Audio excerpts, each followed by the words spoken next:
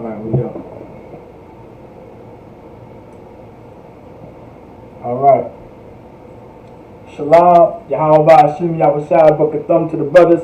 Shalom, Yahweh Shema, Alathun, Hashem, Yahweh Shai to the sisters. With the Israelite School, University of Practical Knowledge, started at 1 West 125th Street, Harlem, New York, under Commanding General Yohana. We are not affiliated with any other Israelite group nor any other Christian organization. Right, so tonight's class is the Lashawan Qadash class, alright? We're going to focus on the past tense.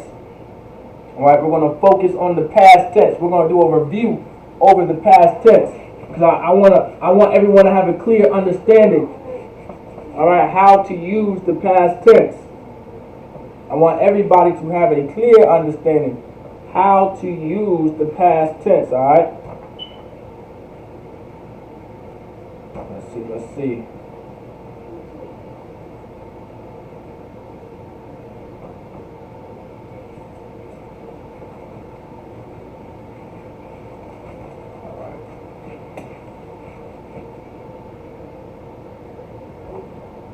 So pretty much. So from last week, we're pretty much going to do a review. Alright, from last week, we're going to do a review, pretty much. Alright, we're gonna go through a review when it comes to the past tense. Alright, remember, put your name, city, and state when you check in, alright? Make sure you put your name, city, and state. Now we're gonna do a review of the past tense. Now remember, we're going over verb conjugations in the Lashawan Qadash, alright? Verb conjugations. Conjugation pretty much is a word meaning change. Meaning there's a change. The verbs in Hebrew, you have, in order to speak the Hebrew properly and speak it grammatically correct, you have to know how to conjugate verbs. A verb is a word that describes action, right? A verb is action, meaning something's being done, like cooking, like to cook is a verb, to make is a verb, to run is a verb, to walk is a verb, to write is a verb, to learn is a verb. Like these are words that have action, meaning something's being done, right? So in the Hebrew, you have verbs. You have words in the Hebrew that are verbs, meaning something's being done. There's an action.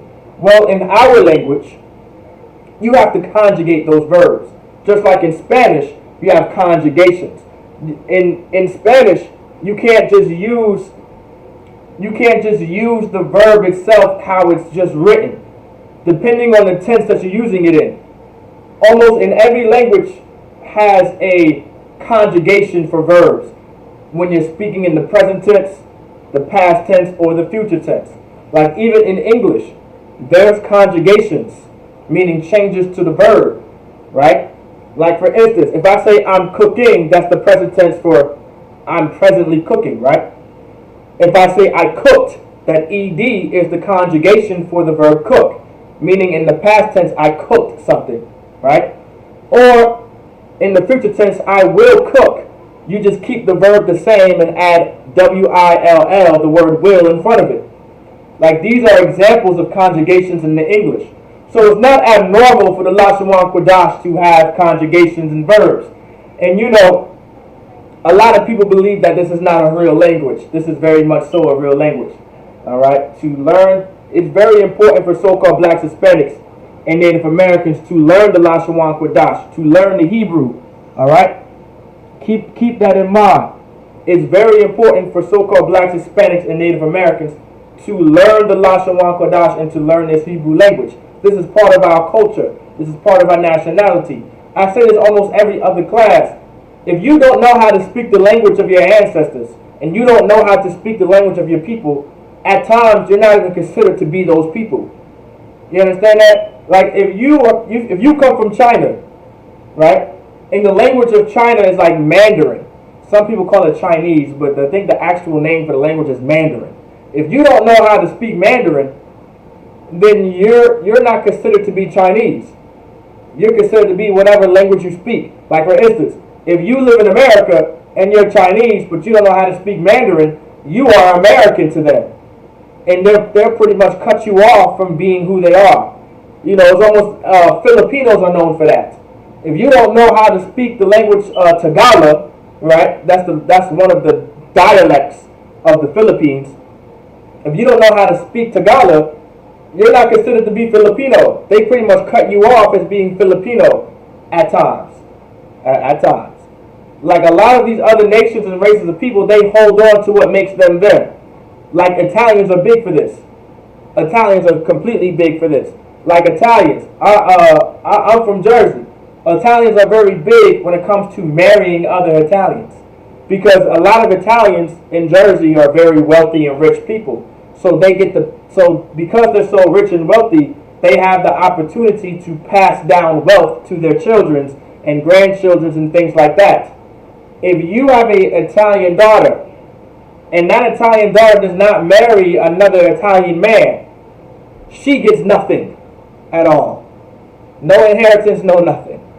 And those grandchildren are looked at as spit to them. You know what I'm saying? Because they didn't hold on to the tradition to marrying another Italian, right? And then two, if you're an Italian man, right? If you're an Italian man and you don't do the same thing, you're pretty much cut off from being any accessory or any inheritor when it comes to whatever your father or grandfather wants to pass down to you. A lot of these other nations and other races of people, they hold tight to what makes them them. And we need to understand this is one of the things that makes blacks, so-called blacks, Hispanics, and Native Americans us,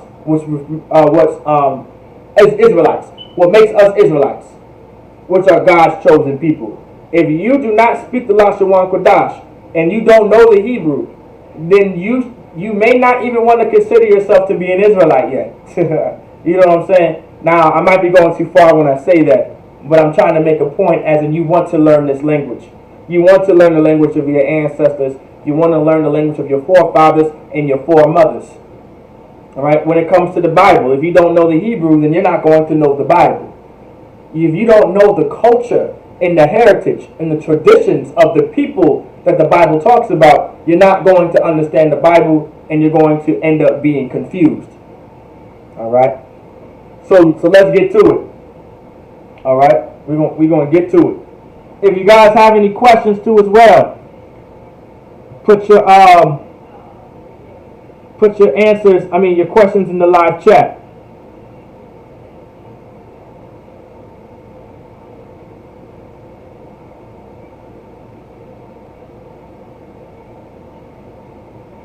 So now, first thing I'm going to do is I'm going to write the subject pronoun. Now, does anybody know what a subject pronoun is? You can answer that question in the live chat if you want to. But subject pronouns and object pronouns and possessive pronouns play a very key part when it comes to conjugating sentences, when it comes to structuring sentences and building sentences in the Hebrew in the Lashawan Qadash. These type of pronouns play a very big part. Specifically the subject pronoun. A subject pronoun is like I, you, he, she, we, they, right? These are you all, like y'all, like you plural. Like these are examples of subject pronouns. Just like in Spanish, and just like in most languages, when it comes to conjugating verbs, right, in the past, the present, or the future, you have to know the subject pronoun. You are not going to be able to conjugate the verb properly unless you know the subject pronoun. You have to know the subject pronoun. The conjugation is based off of the subject pronoun being used. That's like in Spanish. That's why in Spanish, you don't have to say yo tengo. You can just say tengo. Because that verb is literally conjugated based off of the subject pronoun yo. Everybody understand that? When I like almost yo fue. I don't have to say yo fue. I can just say fue. Right? That's the past tense for to go in Spanish. I can just say fue. Right? I don't need to say the yo fue. Right? I don't need to say that. Why? because the freight is conjugated based off of the yo in the past tense. All right. If I'm saying that word incorrectly in Espanol, just let me know, because I'm not the best in Spanish. I can act like I'm good in Spanish, but I'm not that good. All right. So, but if I'm not mistaken, I believe it's yo fue.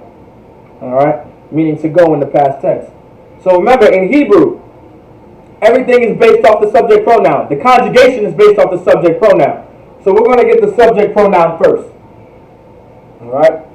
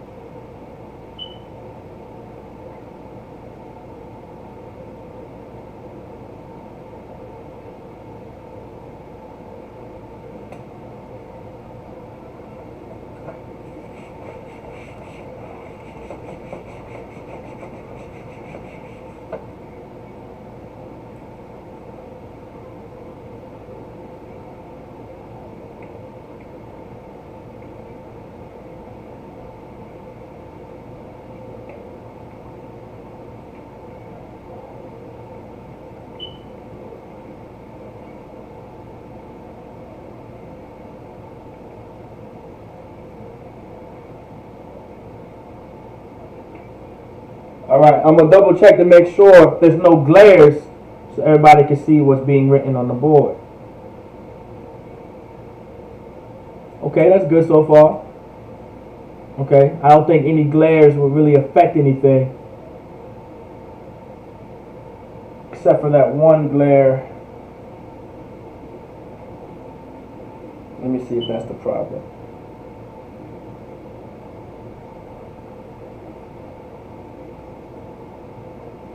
No, that didn't do anything, did it?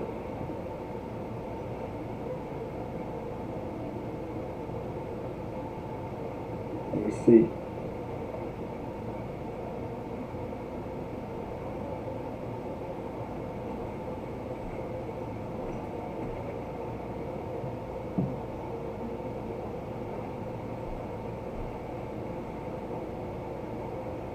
Okay, you guys can still see the board, right? All right. You guys can still see the board now. All right, that glare is not affecting much anymore, but there's still light. Perfect. Okay. So now here we go. So now we have the subject pronoun on the board, I or I am, which is anya. All right, pronounce anya. This is your ah, this is your na, this is your ya. This is your ah, this is your na, this is your ya, which is anya, meaning I am. Anya, meaning I or I am. The subject pronoun in the Hebrew, I or I am, is anya. All right? Anya, meaning I or I am. That's the subject pronoun. All right? Later on, once we get through the past tense and the future tense, and we kind of get good with it, I'll teach you guys contractions and things like that in the Hebrew. That's coming soon too. Alright, because there's contractions in the Hebrew that you can use to make sentences shorter and not as long as using all those words. Alright? There is a way to do it.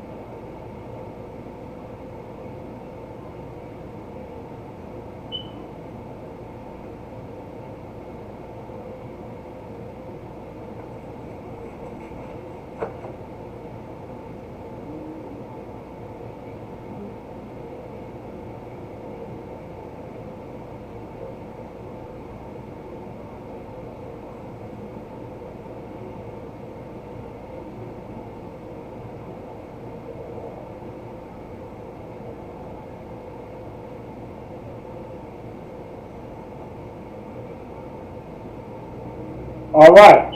So what we have on the board? Nothing crazy, nothing hard to follow. It's also a review. So what we first have on the board is your subject pronoun. This is your subject pronoun, which is anya. In the English, anya. This is how you would say, or this is how you would write it in the English, but this is how it's pronounced in the Hebrew. It's anya. So anya. Anya, meaning R-I-N. This is how it's written in the Paleo. This is how it's written in the Assyrian, right? Ancient script, modern script. Anya. Anya. Anya. Now, we have the conjugation at the bottom. Underneath, we have the conjugation right here. This is how you would conjugate the verb nathun, meaning to give. I have it right. We have it right here on the board. Nathun. Nathun. Right? Nathun, meaning to give. So nathun is how you would say to give. Like nathun the Noah, give to us. Lacham, bread, give us our bread. Right? Like in the Lord's Prayer, you hear the verb nathun, right? Well, nathun. Alright, nathun. Nathun meaning to give. Right here is how you conjugate the verb nathun based off of the subject pronoun anya, which means I or I am. Right? So nathun thaya. Nathun thaya. Right here is written in the English. Nathun thaya, meaning I gave. So if you wanted to say I gave someone something, you would say nathun thaya, whatever you gave them. Like you could say I gave them a book. Nathun thaya sapar. I gave them a book. That's what I said in the Hebrew. Nathun thaya sapar. I gave them a book. Nathun thaya bayat. I gave them a house. Nathun thaya mama rakab. Slakir. Marakab. I gave them a car. Right? These are just examples how you would use, right? How in a sentence. So nathantaya, nathantaya, nathantaya. So nathantaya meaning I gave. So nathantaya, nathantaya. All right, nathantaya, I gave. Nathantaya. So nathantaya, I gave. That's the conjugation. All right. Nathun taya sapar. Nathun taya dabar dabar. It's like you dabar dabar. Nathun taya ra'ab dabar. Nathun taya ka'ira. Nathun taya kawas. Nathun taya shakan. Nathun taya ma'awor, right? Ma'awor. Nathun taya ma'awor. Nathun taya sapar. Things, different things. Nathun taya hab. Like these are different ways how you would use. That's different ways how it would sound like when conjugating that verb and using it in a sentence. Right, you know, I gave love. Right? You can say I gave them love. Right? I gave them love. Alright? Let's get it. Let's get the next subject pronoun. Now remember, when it comes to conjugating in the past tense, in order to conjugate the verb, the change comes at the end of the verb. Most of the changes in the past tense, the change is displayed at the back of the verb or at the end of the verb. All right? There's nothing really done like in the middle or in the beginning of it. Like in the present tense, the change comes in the middle of the word and also sometimes at the end of the word.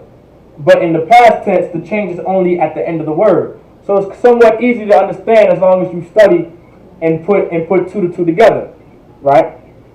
So you know, So nathantaya. This is a review of the past tense. Nathantaya. Nathantaya. Nathantaya. Nathantaya. Nathantaya. Alright, let's get it.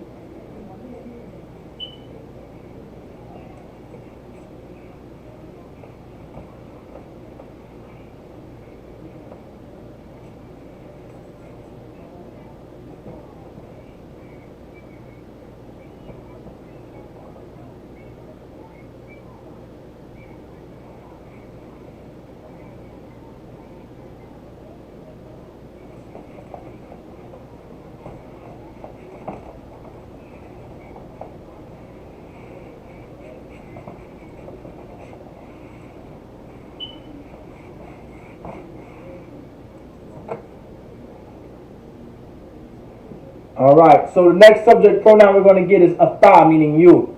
Atha, meaning you.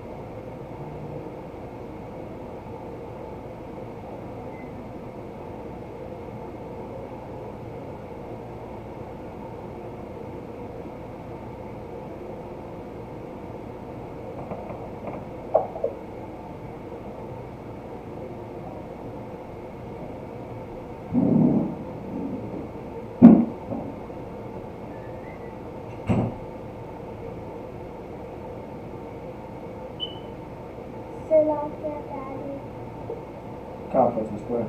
No. Very pretty, princess. Very beautiful. You like it? Yeah. Well, fine, crust. That is teaching class, all right?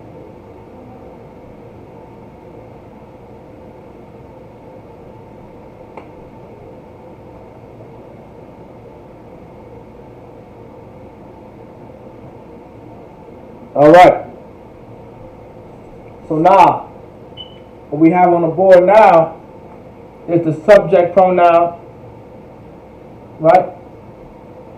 Is atha. So like it, the subject pronoun atha, meaning you, right? So atha means you. So atha means you. Now, this specific conjugation for the past tense can be used for the position of authority and the subservient tense, masculine tense, or the feminine tense.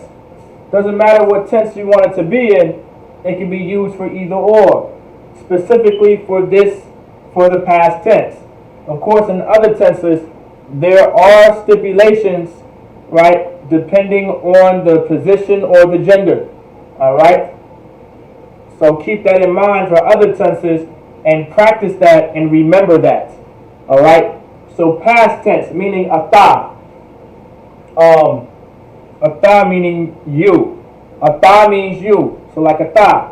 Right? So atha meaning you. Alright? This is the atha in the English and how it's pronounced in the Hebrew. Atha. Atha. Remember that ah sound. Natha. I said natha. It's like atha. Remember that ah sound. Atha meaning you. Now, here we go. This is how you would conjugate it. You put a tha at the end, a tha at the end, right? That's how you would conjugate it, is by putting a tha at the end of the verb, meaning nathantha, nathantha. It will be pronounced as nathantha, nathantha, ata, natanta, natanta. Alright, so ata natanta, meaning you gave. So ata natanta. So you can say, let's say I'm saying you gave him, you gave a book. Right? I'm not going to say you gave him a book because that's a little advanced, Salakia. That might be a little advanced, but not really, But natanta, a book. So ata natanta sabar. You gave book. You gave a book. Or let's say you gave love. Ata natanta, you gave love. Or you can say like you gave your home. I'm gonna say house. Right? You gave a house. Atanatan tabayak. Or you gave a home. Atanatan bayata. Like this is how you would do it. Like that's how you would say it. Let's say you gave a car. Atanatan marakab. You gave a car. Like that's an example of how to use that in a sentence. Natanta. Atanatanta. What you want to do is you want to practice how to pronounce these words properly. Do not forget the ah sound. Do not forget that ah sound. Of course, learning the language in the beginning, it might be a little tough to get it down. Of course, I like to practice every day when it comes to these conjugations. So when I'm speaking in the Lashawan Qadash and when I'm speaking in the Hebrew, it sounds like I've been speaking this for years. That's because I personally developed my personal accent that I made up, right? Well, I'm going to say made up, but it eventually came through. But over time, you will do the same thing, all right? You want to practice this all the time. You want to practice all the time and every day. One word at a time, maybe one conjugation at a time, whichever the case may be. So, ata natanta, right? Ata natanta, meaning you gave. It sounds weird, right? It may sound like I'm doing that, what's that commercial? Is it a Sun-Kissed commercial, the Fanta commercial? Da-da-da-da, whatever the hell it is. It may sound a little bit like that. Natanta. Natanta. Right? Natanta. Ata natanta. So you gave. Right? You gave. Alright? So let's get the next conjugation.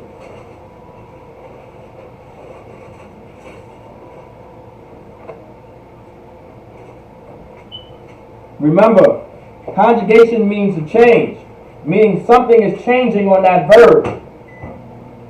All right. When it comes to speaking the Lashawan Qadash, when it comes to speaking the Hebrew, when it comes to speaking this language, you want to be able to speak it grammatically correct. Is there slang in the Hebrew? Absolutely. Are we ready to speak slang in the Hebrew? Not yet. All right, not yet. We're not ready. Now, of course, spiritually, our language is automatically slang. But we'll get into that. The Hebrew language is a very spiritual language. Just like how black people are very spiritual. And Latino people are very spiritual. Or Nativo Americano people are very, very spiritual. Native American people, very spiritual. We're a very spiritual people. So our language, the Hebrew language, is a very spiritual language. Absolutely it is. Like when you read the Bible, I think I went over this one time in class. The word fire, right? Not the word fire. The word angry or mad in the Hebrew is the same word how you would say fire or hot, right? So when you want to say you're angry, you would literally use the word in the Hebrew hot, meaning calm, which is calm. So you want to say I'm angry, right? You would say, you can literally say akam. What's like an anyakam. That's a contraction that I just used, but we'll get there. All right.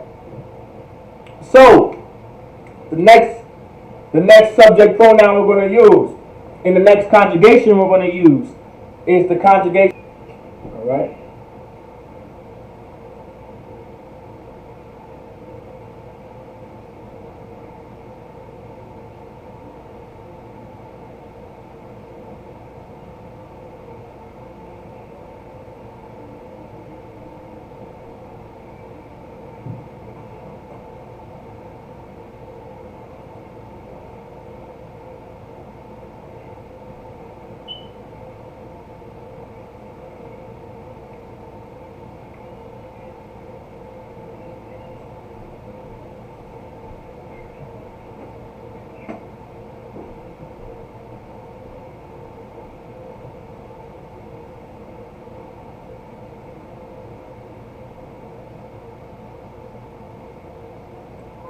So what we have on the board now is the subject pronoun he, which is hawa'ah. So hawa'ah is how you would say he in the Lashawan Qadash. Hawa'ah. Hawa'ah. Alright? Hawa'ah. The best way to pronounce these words in the beginning, you want to start saying them slow. It may sound weird to you. It may sound like, man, I want to say it fast. I want to say it fluent. That takes time. The best way to learn this language is speaking the language slow at first. Alright? Speaking the language slow. Practice slow. Slow down the words. Hawa'ah. And the reason why I say it as well is because that also helps you break down the stoppage and the breakage points within a word itself. Alright? Because in Hebrew, sometimes there's a lot of words connected to each other. They call those, what do they call that? Prepositions. Right? Does anybody know what a preposition is? A preposition, if I'm saying this correctly, a preposition is something that's attached to something. Something that is automatically there. So there's plenty of prepositions, right? Or no, I'm using the wrong word. Salakia. There's plenty of prefixes and suffixes in the Hebrew language. A prefix is a word or something that is attached to the beginning of a word. And a suffix is something that's attached to a word that goes at the end of a word.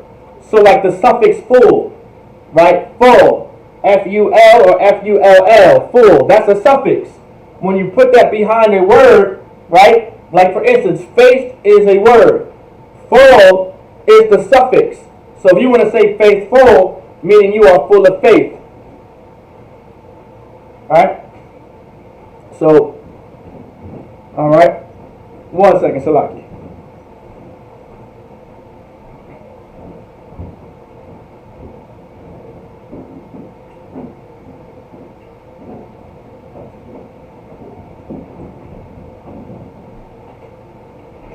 Alright, so that's a suffix. Like for instance, to be grateful, right? To be great, right? To be grateful, or to be thankful, right? Thank meaning appreciative, right? Like you appreciate something. Like this is something that you're very, you're thankful. That full meaning is you're full of thanks, right? That's a suffix. So in the Hebrew, there's a lot of prefixes and suffixes, right?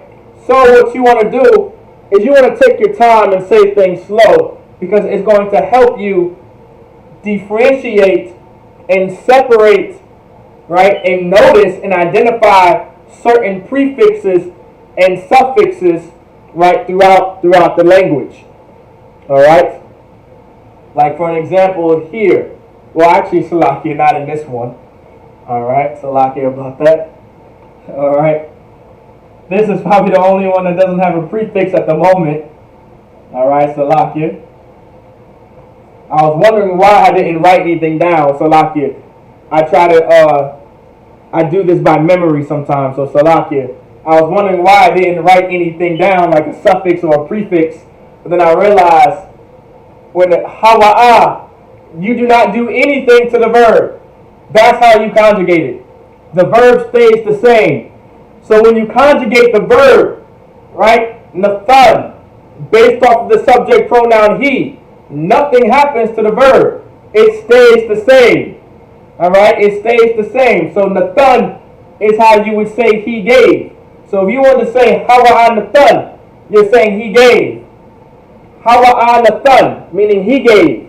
Hawa'ah, meaning he. Nathan, meaning to give. Because this is the past tense, he gave. Right? So, hawa'ah nathan, meaning he gave. Let's say he gave a book. Hawa'ah nathan sapar. Let's say he gave a house. Hawa'ah nathan bayata. Or bayat. Hawa'ah nathan bayat. He gave a ride. He gave a ride.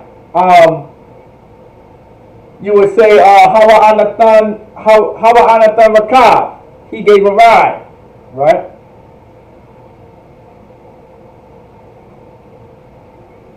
Or, you know, whatever, whichever noun you want to use in that sentence, you can go free. Have fun, enjoy. You know, the good thing about learning conjugations in the future, the present, the past, you get to play around with it with yourself. You get to construct sentences how you want to construct them and practice them based off of the present, the past, and the future. So, you know, my goal, what you guys want to do is set goals. This is what I do. I like to set goals in the language. When it comes to learning the Hebrew, when it comes to learning Lashawan Qadash, I like to set goals for myself. I like to set goals on what I can accomplish. So my goal, let's say, is I have like weekly and daily goals. My daily goal is to learn what this noun is and what this noun means and how to pronounce this noun. And I keep it to memory all day. And I'll say it in my head. Like for instance, let's say sapar. Sapar means book. All day I would be saying sapar. I'm like, sapar means book. Sapar means book. Sapar, sapar, sapar. Can I get that sapar? Someone would be like, what the hell do you mean give me the sapar? What the hell is a sapar? And I'm like, oh, just give me the book. My bad. Things along those lines. Right? Like that's another way. That's like a daily thing. Or let's say by the end of the week, right? You want to know how to conjugate a single verb, right, in the past tense based off of all the subject pronouns. So you study that. So by the end of the week, you want to memorize by heart how to conjugate these verbs. Now remember, right, Hebrew is very simple. All the conjugations are the same. They don't change. Sometimes in Spanish, depending on the verb, if it's like a regular verb or irregular verb, the conjugation kind of changes. Hebrew doesn't really have that often. Not saying that it doesn't have it, but it doesn't have it often as much as Spanish would have these type of things. But that's like a weekly thing. You can try to do that, or you know, have goals. You want to set goals on certain words you want to remember. That's all. You know, because that's the only way you can learn the language is practice. The Bible says rehearse the righteous acts. So you want to set yourself goals of learning maybe 1 word or 2 words a week, 3 words a week, and commit it to memory. You know, zakar, meaning to remember, right? Or memorize. Zakar, meaning remember or memorize. So you want to zakar. You want to be able to zakar these words. All right? You want to be able to commit them to memory. All right? So hawa anathan. So hawa anathan, meaning he gave. Hawa anathan. All right? Hawa anathan. Now let's get it.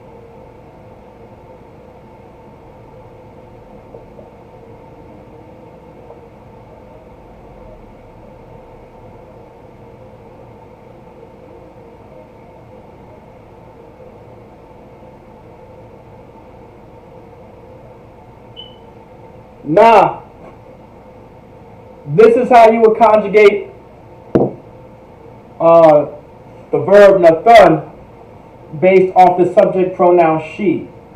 Alright? So the subject pronoun for she is haya.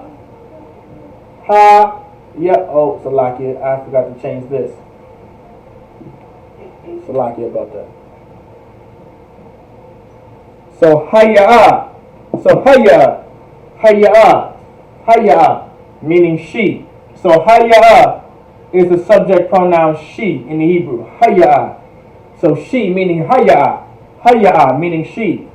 So to conjugate the verb, right? Because she is feminine, right? In this case, in this context, right? You would add a ha at the end of the word or at the end of the verb.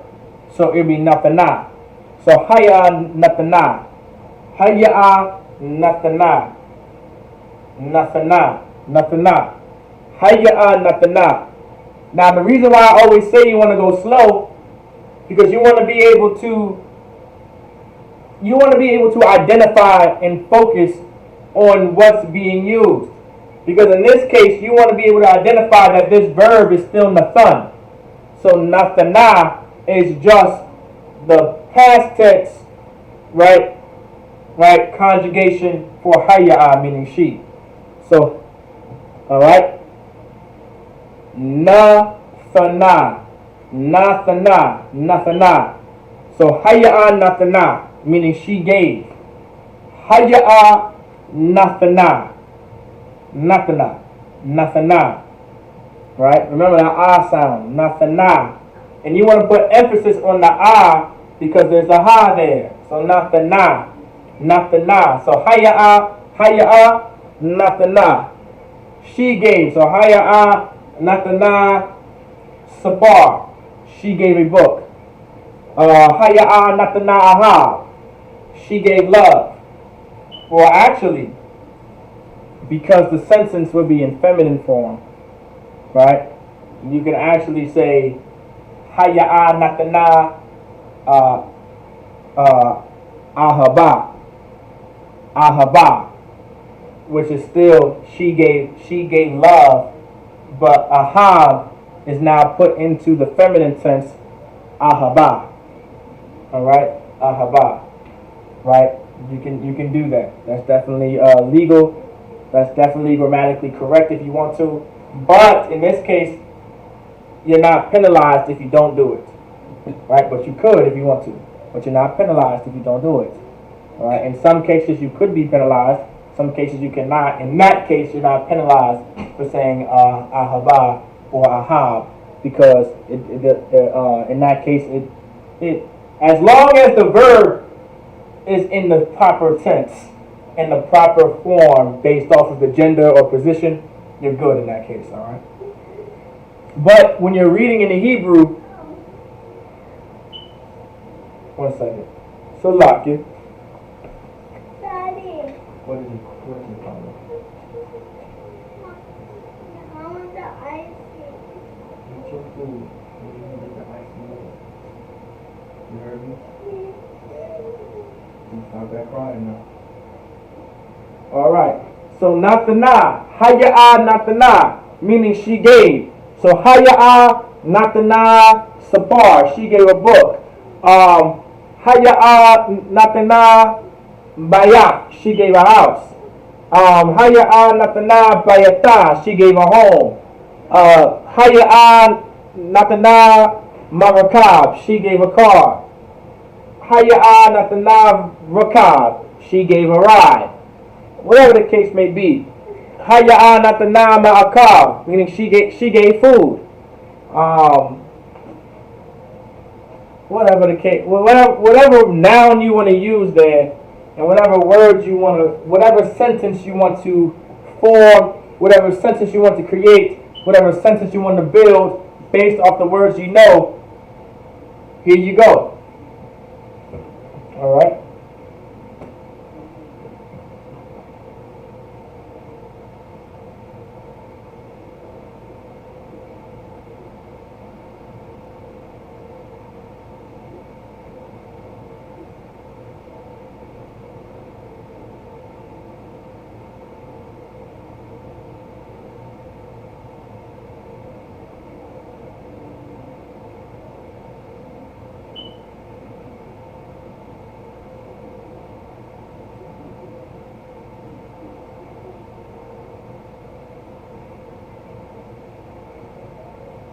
All right. Let's get the next subject pronoun and the next conjugation in the Hebrew.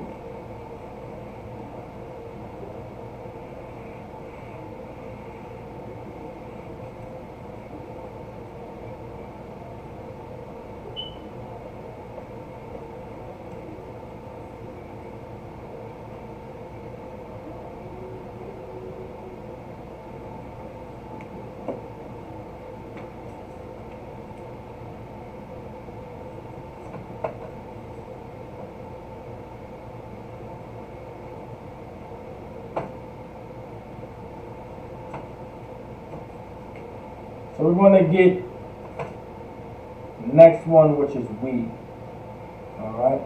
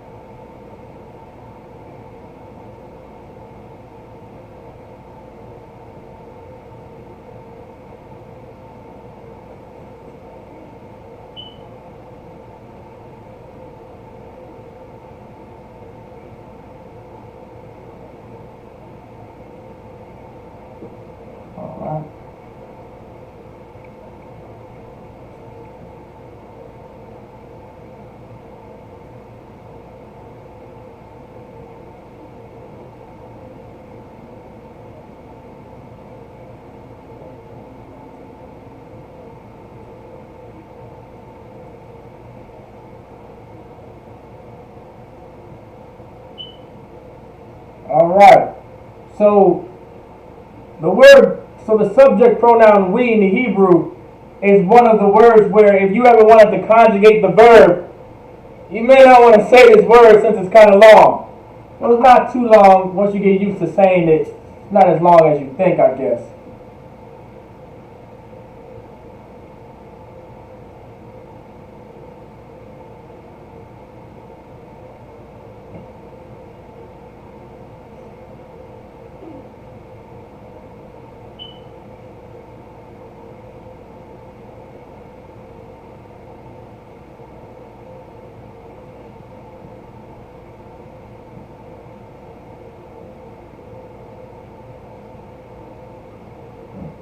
So, what we now have on the board is the subject pronoun we, right? What we have on the board now is the subject pronoun we. The subject pronoun we is pronounced anak now. So this is your your na, your cha, anak. Then you have your nawa, your na and your wa, right? Same here in the Assyrian or the manuscript. You have your your na, your cha, anak. Then you have your nawa, your na and your wa. So in order to say we in the Hebrew, it's anak nawa. All right, anak nawa. Now, just to say a two-letter word, right, in English. In Hebrew, it's like a 6 to 7 letter word, right? Right. Well, really, it's a 5 letter word. But what I'm getting at is it's a lot more letters than 2, right? So anak nawa, which means we in the Hebrew. Anak nawa, which means he in the Hebrew. Alright, it's like a we in the Hebrew, alright? Anak nawa. One sec, so like.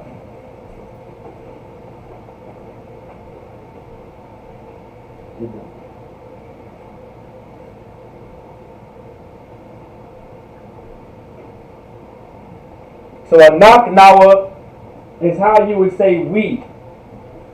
Anak nawa is how you would say we. So the subject pronoun for anak nawa is we.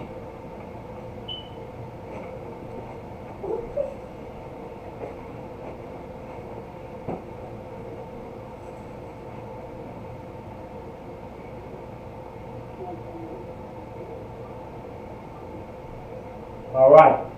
So now, here comes the conjugation. This is how you'll conjugate, all right, the verb nathan according to the subject pronoun we, which is anak nawa. It's nathan nawa. Nathan nawa. Nathan nawa. Nathan nawa. Nathan nawa. So nathan nawa. Nathan nawa. So meaning we gave. We gave. Right? That's how you would conjugate in the past tense. So if you wanted to say we gave, you would say anak nawa nathan nawa.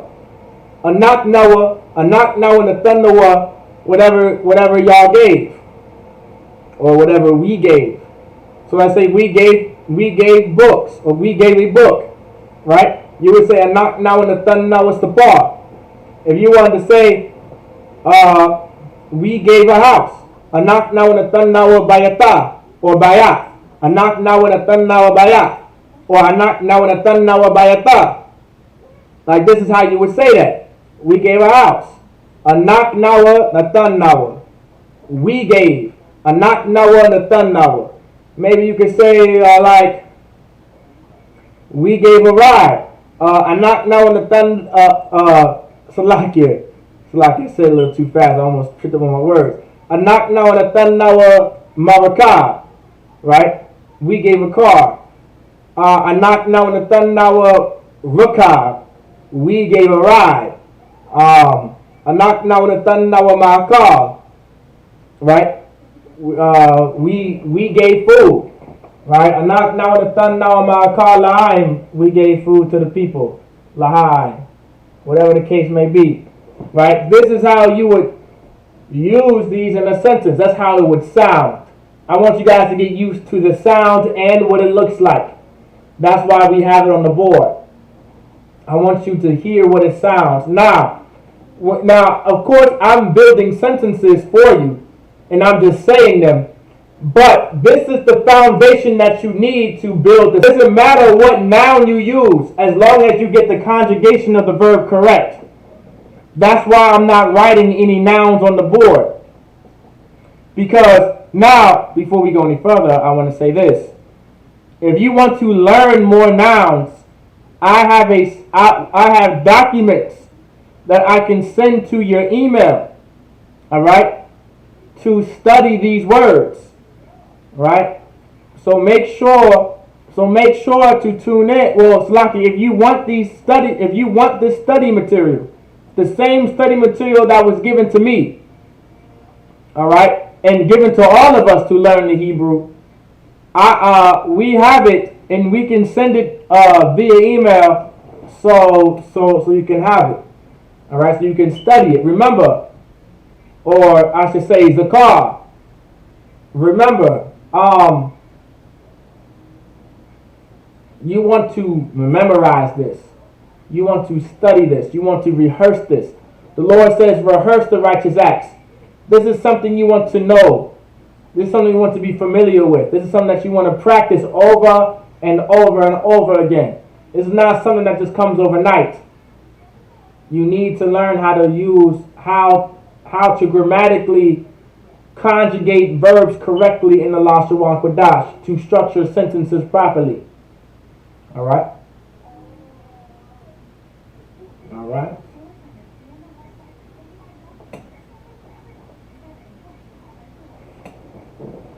All right. So remember, anak nawa nathan nawa. Anak nawa nathan nawa. All right. Anak nawa nathan nawa. If you guys have any questions, make sure you type it into the live chat.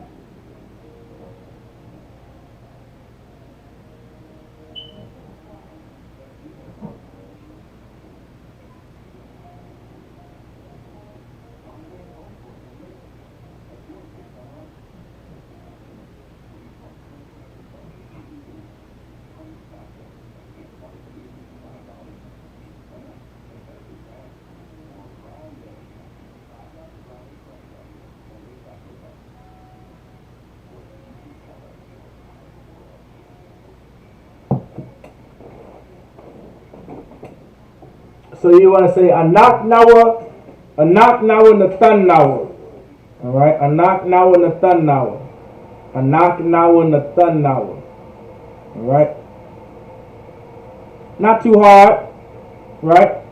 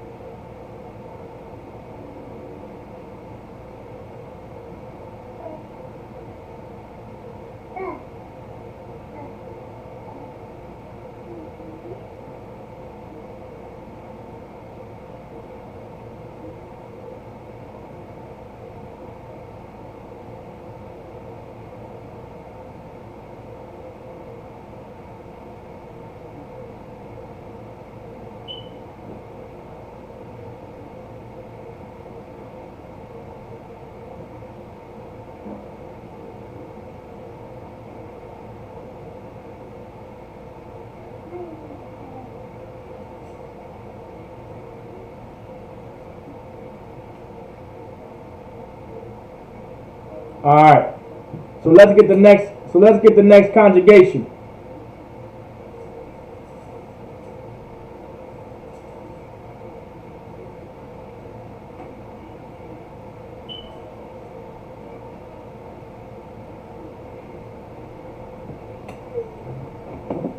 All right, we'll get the next conjugation. Now it's fairly easy. It's not bad. Remember, this is just a review and a recap. All right, and for some, this might be your first time seeing this, but it's not. The past tense isn't that hard. The past tense is fairly easy to understand. It's not too hard. Pretty simple. Pretty straightforward, right? Nothing crazy. You know. Now the future tense can be, sometimes the future tense will throw you for a loop sometimes, you know, but you know, when it comes to any of the conjugations, regardless if it's the past tense, the future tense, or the past tense, you want to take one step at a time and memorize one form of the conjugation. So the present tense, based off of the subject pronoun, you want to focus on one subject pronoun conjugation for the present tense, and then go down. Like you want to let's say, like this is what I did. For an example, for the past tense, because we're on the past tense, I would say anya, meaning I am. I focused on how to conjugate, right, the verb, based off of anya, and I practiced that the entire week. So to conjugate that, you would just put the ya at the end of the word, right? We just got finished learning it, right? So I would pick any verb in the Hebrew, and let's say the verb we use, nathan. All week I would say natantaya, anya natantaya, anya natantaya, anya natantaya, anya natantaya, and I would just say that over and over and over again for the entire week, so I can remember the ya is how you conjugate that verb, or kataya is how you conjugate any of the verbs based off the subject pronoun anya in the past tense. That's how I did it. Come on, princess. I want water. Okay, 1 second, princess. I got you. All right, but that's just an example of how I did it. All right, everyone has a different way of learning. All right, and trying to remember things. But that's just an example. That was an example of me practicing and setting a goal. All right.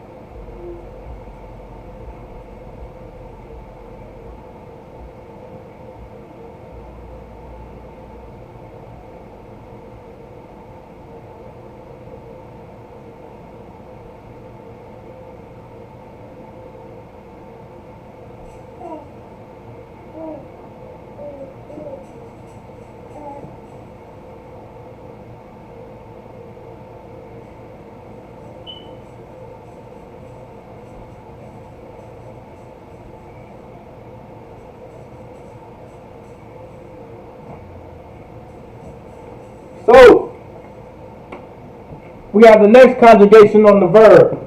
I mean, Salakia, I said on the verb, Salakia. On the verb, on the board, Salakia. So we have the next conjugation on the board, which is a thumb. All right, a thumb. A thumb is the subject pronoun.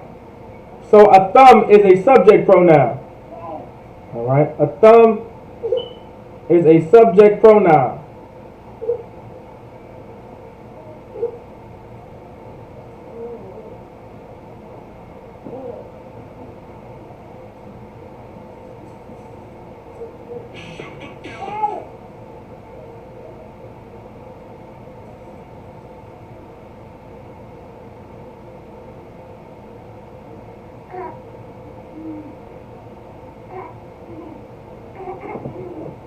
So a thumb.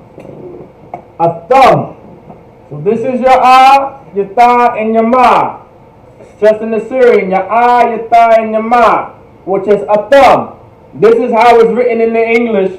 This is how it's pronounced also in Hebrew. A thumb. A thumb. A thumb. Meaning you or you all. In the position of authority tense or the masculine tense. So a thumb is how you would say you plural. Or you all, right? Like all of you, right? If I wanted to say all of you, I would say you all. I would use the word a thumb because I'm speaking to you all. I'm speaking to all of you, right? So I'm speaking to a thumb, meaning all of you, you all. All right? So a thumb, right? To conjugate a thumb, you would just put thumb, thumb, thumb, thumb at the end of the verb. Thumb. See this right here? Your tha and your ma, your tha and your ma, you put together as thumb. Thumb, meaning the thun thumb. So it will be pronounced Nathan thumb. Nathan, Nathan thumb, Nathan thumb. So a thumb, Nathan thumb. So a thumb, Nathan thumb. Meaning y'all gave. So a thumb, a thumb. Some brothers and sisters say a thumb, some say a thumb, right? Either or, you're correct. All right, just remember that ah sound. A thumb, a thumb. All right, a thumb. Nathan, a thumb. Nathan thumb. A thumb, Nathan thumb. A thumb, Nathan thumb. Right? It sounds like a little tongue twister, right? It sounds kind of weird, and it sounds kind of sketchy. Yeah, it may sound like that. So, a thumb, Nathan, a thumb. A thumb, Nathan, a thumb. A thumb, it's like not a thumb, it's like a thumb, Nathan, thumb. A thumb, Nathan, thumb, meaning y'all gave. So I wanted to say y'all gave a car. A thumb, Nathan, thumb, Marakab. Y'all gave a car.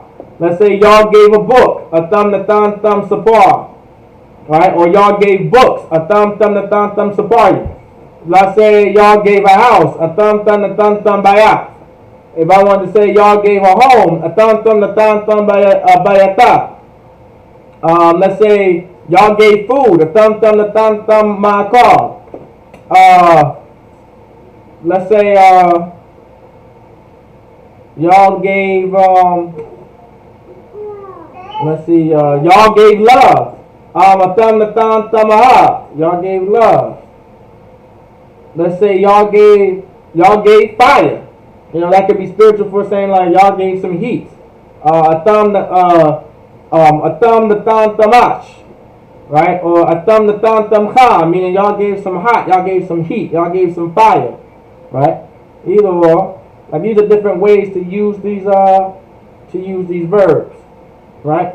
Remember, it doesn't matter what noun you want to use, as long as you get the conjugation correct. As long as you get the conjugation correct, it doesn't matter what noun you use to form a sentence. All right?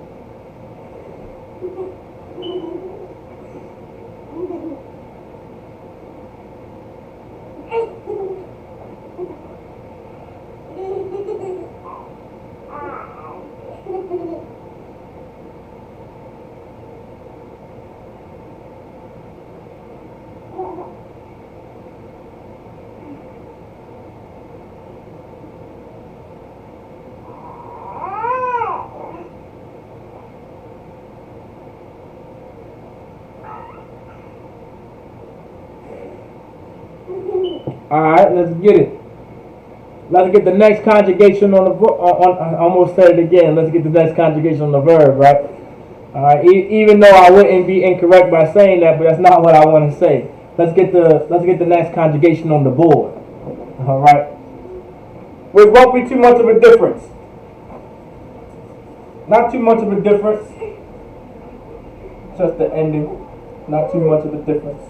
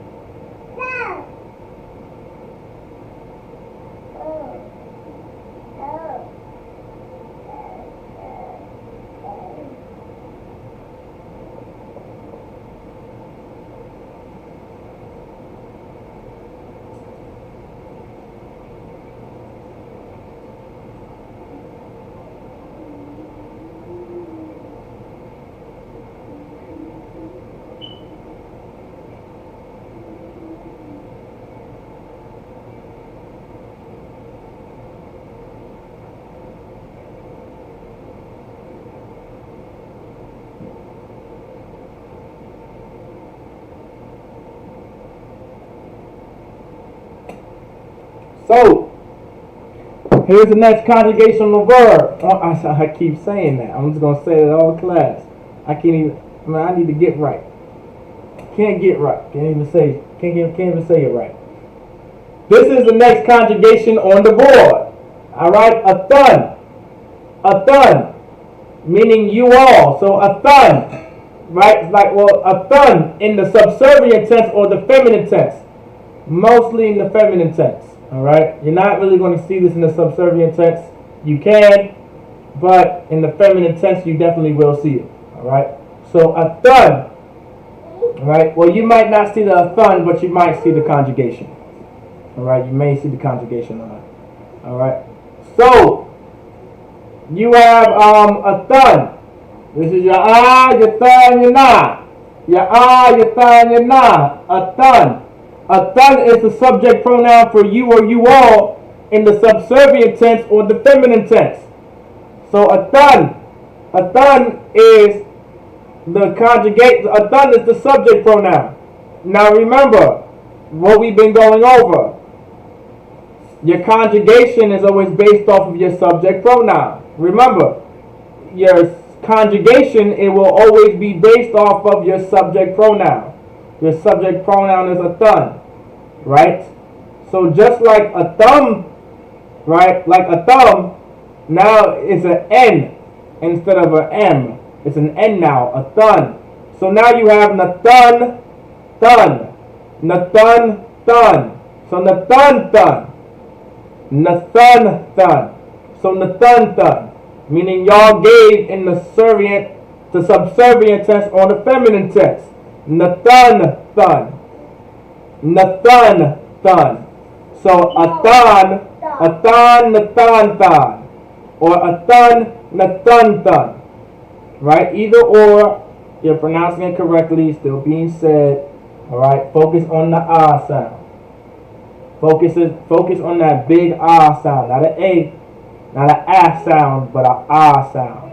Not an ah, but focus on the ah sound. The thun, a thun, a thun, a thun, the ah sound, alright? So a thun, thun. A thun, thun, meaning y'all gave. So, you know, a thun, thun, my call, y'all gave food. I'm saying these sisters, you sisters, right? Because I'm talking to a group of women here, most likely, right? So let's say I'm talking to a group of women. I would use a thun, thun. right? Meaning y'all gave something. So atan ma'akal, meaning y'all gave food. Or atan bayata, y'all gave a home. Atan bayat, y'all gave a house. Atan marakab, y'all gave a car. Atan makab, y'all gave a ride. Atan sabar, y'all gave a book. But this is all in the feminine tense or the subservient tense. So atan nathan, right? Atan nathan.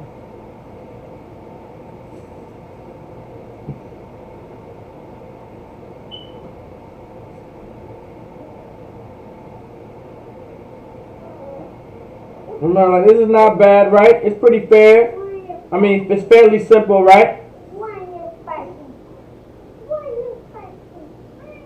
All right, it's pretty simple, not too hard to understand, right?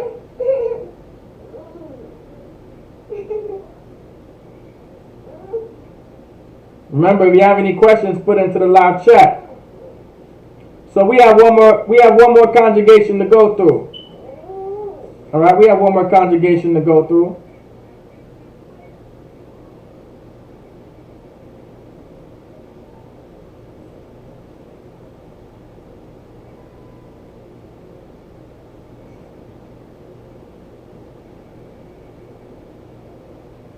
All right, so atan natantan. Atan natantan. All right, it may sound a little weird. I understand though, it sounds a little weird. It's like, man, that's like a tongue twister, or it just doesn't sound right off the tongue. It doesn't. Trust me, I know. All right, I knew y'all would die. I know, but it's a little. It just takes a little practice, you know, and it takes a little getting used to. All right, it's different for us. This is different. Think about some things in the English language may sound kind of weird off the tongue to other people that are learning English. You know, some things you're like, probably some of those foreigners trying to speak English is like, that might sound weird off the tongue. That don't sound right. That don't sound good at all. Like, you know, I don't know what doesn't. I can't think of a weird word or a weird way of saying thing in the English that might make a foreigner say, hey, that's weird in the English language. I couldn't tell you. I mean, maybe Mississippi could sound weird to them. I don't know. You know, because Mississippi is definitely not spelled the way it's said. So maybe that could be weird to them. I don't know. You know, sometimes like two, saying two, because there's three ways to say two. But they all sound the same in the English, but it's like, you know, it's weird. You know, but they all have different meanings, like two, the number two, or two meaning to something, or two meaning as well as me. Like, it's different meanings, but they all sound the same. Now in Hebrew, you will have words that are spelled the same but have different meanings. Alright, just to let y'all know, there are words that are spelled the same, right? And sound the same, but there's different meaning but they have a different meaning to it. In some cases, we're not going to get too much into that, all right? Because that's a whole breakdown in its own. I might go over that eventually after I'm done with the future tense and kind of focus on how nouns, all right, in the Hebrew, all right? I think I said this one class too, if y'all remember. Nouns can become verbs and verbs can become nouns. In some cases, I don't know if I said that yet to y'all, but if I haven't, verbs can become nouns and nouns can become verbs. All right, in the Hebrew. So keep that in mind. Like for instance, my name Yerash Amath. Yerash is a verb, right? Yerash is a verb meaning to inherit, but it can become a noun like inheritance. Makes sense? Makes sense, right? So Yerash, meaning to inherit, that's the verb. Yerash, inheritance, that's the noun. But it's the same word. Amath, meaning truth. right? My name together is Yerashamath, meaning he inherited the truth, right? Things like that. So now these verbs became nouns in an even greater noun, because a noun is just a person, place, or thing. All right.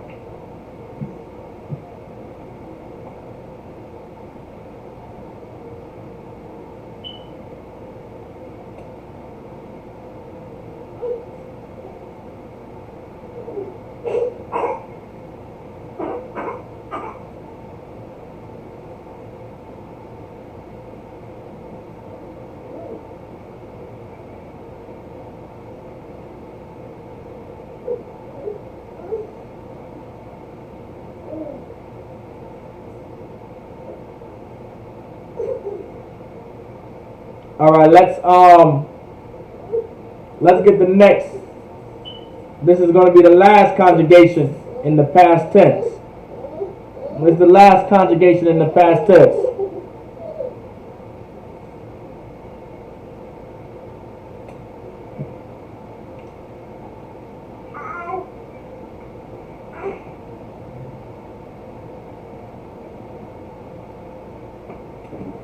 All right, let's get it.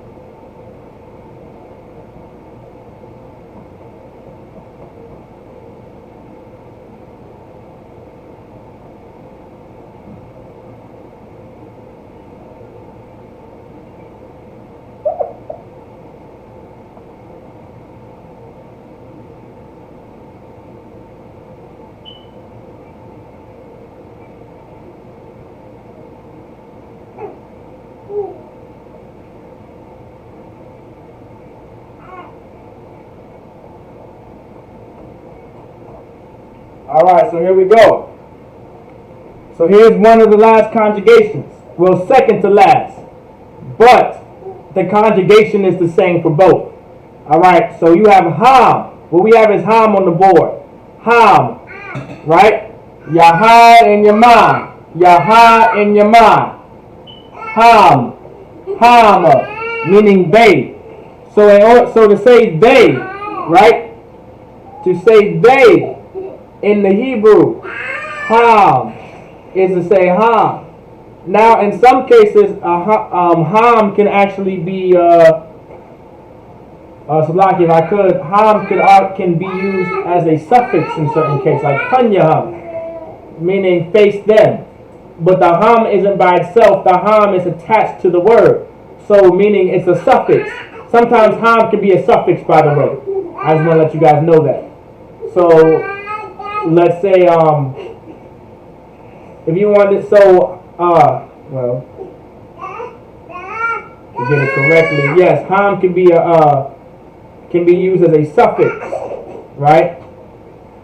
But now, how can I explain it? How can I explain it? Okay, ham can be used as a suffix like panyaham, meaning face them, right? Because panya meaning to face, ham meaning them, so panyaham meaning face them, right? It can be used as a suffix, right? But how can I say it? Right? But if you want to use, but you can use another word, which is just using the word or the letter ma. So if I want to say panyama, that still means face them in the masculine in position of authority tense. Okay? But sometimes in the Bible you see ham as a suffix. But there's another way to say that. Alright? It'll be a suffix sometimes. Alright? It won't be by itself. Even though ham can be by itself. It just depends on how you want to use it. Alright? So ham meaning they. Right?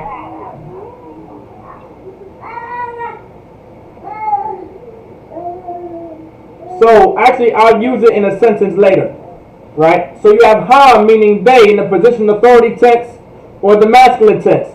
So to conjugate the verb based off of the subject pronoun ham, you would add a wa at the end of the verb. You would add a wa at the end of it, which would be pronounced nathunwa. Nathunwa. So ham nathunwa, meaning they gave. So let's say they gave a house. Ham nathunwa bayat. If I wanted to say they gave them a house, right? I'm going to use this, I'm going to say it slowly for you, right? To give you two examples how to say they gave them a house. To put it into retrospect and to put it into perspective on how you can use ham as a suffix. So if you wanted to say ham nathunwa ham bayat. So ham meaning they, nathunwa ham meaning they gave them, bayat meaning a house. So ham nathunwa ham bayat meaning they gave them a house. Let's say I wanted to say or let's say I'll use ma instead of ham.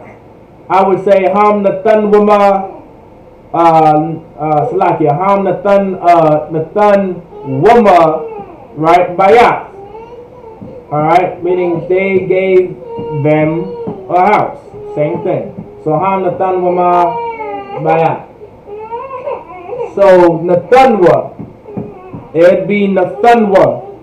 Nathanwa, a warrior. Cut that winding out right now, Babu Kusha, alright? Toughen up. Alright, so now you have nathunwa. Alright, nathunwa, ham nathunwa, meaning they gave. Right, ham nathunwa, meaning they gave. Now, let's get the last conjugation. Let's get the last conjugation.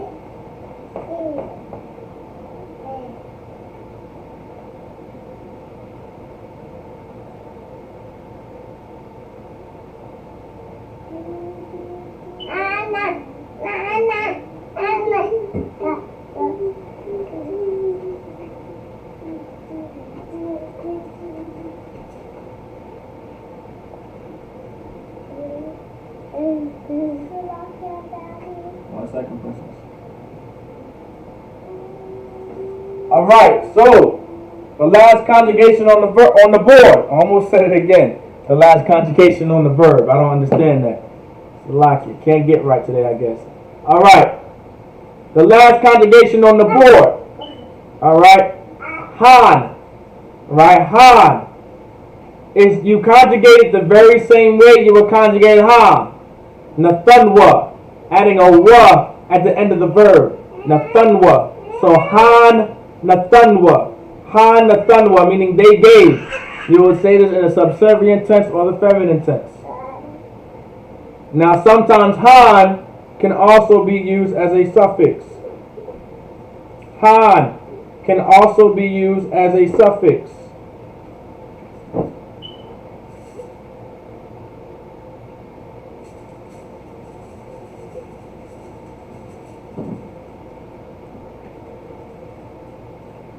Han can also be used as a suffix at times. Remember, a suffix is something that's attached to a word at the end of a word.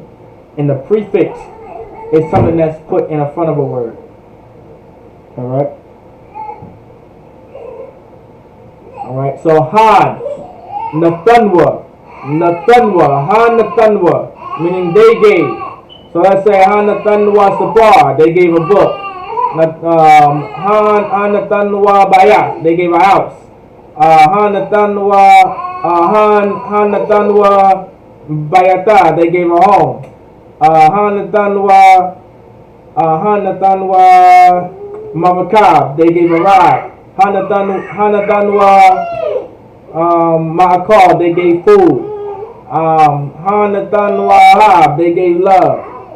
This is just an example of how you would say Hanatanwa. Hanatanwa. Hanatanwa. Hanatanwa. So with that, that's the time. Alright. So with that, that's the class. With that being said, Almadium, which means to stand. Alright. Men of Israel, we're going to give a courteous salute to the sisters. Men of Israel, Aman Shabbat. Salaki to the brothers. Men of Israel, Aman Shabbat. Almadium. Barak. Yahweh Ba'ashim Yahushua Bakatham. Yadamata. Sar. La'akwakim. Meaning turn to the sisters. Men of Israel, we're going to give a courtesy salute to the sisters. Men of Israel, Madam Shabbat. Aymadi. Barak. Yahweh Shema Alathan Ba'ashim Yahushua. Yadamata. With that, class dismissed.